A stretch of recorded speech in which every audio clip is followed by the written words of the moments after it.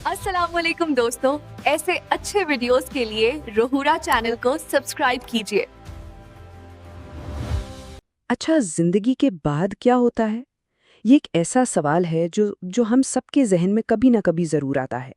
तो आइए इसी गहरे सवाल की खोज करते हैं इस्लामी नुक्ता नज़र से।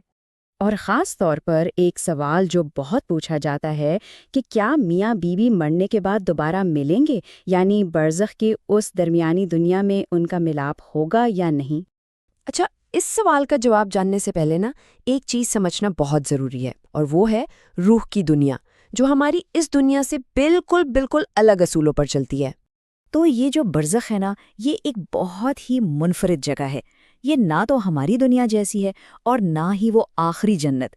समझ लें कि ये इन दोनों के बीच का एक आलम है, एक दरमियानी हालत। यहाँ जिंदगी के उसूल समझें बिल्कुल ही उल्ट हैं। हमारी दुनिया में जिस्मानी वजूद है, वहाँ रूहानी ताल्लुक है। यहाँ तबई कवानीन है, वहाँ रूहानी कवानीन है। और सबसे बड़ी बात, यहाँ की तरह की दुनियावी ज़रूरतें और परेशानियाँ वहाँ नहीं होती। तो अब सवाल ये है कि जब एक मोमिन की रूह जिस्म से जुदा होती है तो फिर होता क्या है, उसका सफ़र शुरू कैसे होता है। आइए इस पर नज़र डालते हैं।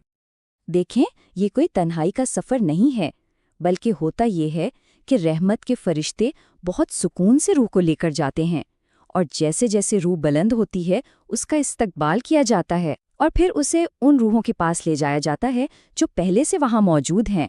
और वहाँ कौन होता है इस्तकबाल के लिए? सिर्फ खानदान नहीं, बल्कि दोस्त, अहबाब और हाँ, शरीके हयात भी। यानी जितने जानने वाले पहले जा चुके होते हैं वो सब इस नई रूह से मिलने के लिए इकट्ठे होते हैं।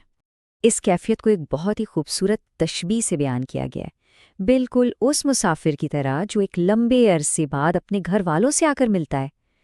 सोचें कैसी खुशी और कैसा इत्मीनान होता होगा उस वक्त।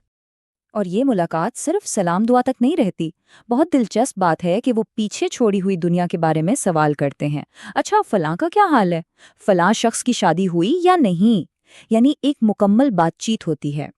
ये जो सवाल जवाब है ना, ये जाहिर करते हैं कि यादें और मोहब्बत बाकी रहती हैं। ये कोई रस्मी मुलाकात नहीं होती, बल्कि पहचान और गहरे जज्बाती ताल्लुकात वहाँ भी कायम रहते हैं। एक हदीस में तो इसकी मिसाल यूं दी गई है कि वो एक दूसरे को ऐसे पहचानते हैं जैसे एक ही शाख पर बैठे परिंदे। कितना कुदरती अमल है ना, कोई शक व शुबा नहीं, एक यकीनी पहचान। और ये बात बहुत अहम है कि दुनियावी मोहब्बत, ख़ास तौर पर मियाँ बीवी के दरमियान जो मोहब्बत होती है, वो ख़त्म नहीं होती, वो कब्र में भी कायम रहती है। और ये ताल्लुक़ सिर्फ आपस में नहीं है, सबूत ये भी मिलता है कि जब जिंदा लोग उनकी कब्र पर जाते हैं तो वो उन्हें पहचानते हैं, उनकी मौजूदगी से सुकून महसूस करते हैं, सलाम सुनते हैं और जवाब भी देते हैं। तो इससे ये बात तो पक्की हो जाती है कि याददाश्त और शनाख्त ख़त्म नहीं होती। तो चलिए इन तमाम शवाहिद को इकट्ठा करते हैं और देखते हैं कि आखिरत में एक साथ होने की तस्वीर क्या बनती है। तो अब तक हमने क्या देखा? हमने ये देखा कि मोमिनीन की रूहें पहुंचते ही आपस में मिलती हैं, वो एक दूसरे को साफ पहचानती हैं, दुनिया की मोहब्बत और यादें बाकी रहती हैं और वो आपस में बातचीत भी करती हैं। इसकी एक बहुत ही ताकतवर दलील सही बुखारी की एक रिवायत में मिलती है।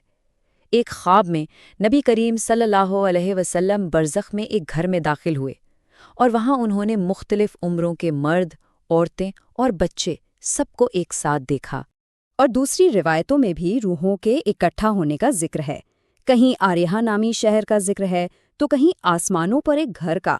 मतलब ये कि रूहें अलग थलग नहीं, बल्कि एक कम्युनिटी की तरह साथ रहती हैं। तो इन तमाम बातों को सामने रखते हुए जवाब बिल्कुल वाज़ेह है, इंशाअल्लाह मियाँ बीवी बरज़ख में दोबारा ज़रूर मिलेंगे। ये एक तसल्ली बख्श और उम्मीद दिलाने वाली बात है। और आखिर में एक सवाल जो सोचने पर मजबूर करता है, अगर हमारे दुनियावी रिश्ते, ये मोहब्बत, ये ताल्लुक़ आखिरत में भी हमारे साथ जाना है, तो इसका हमारी आज की ज़िंदगी के लिए क्या मतलब?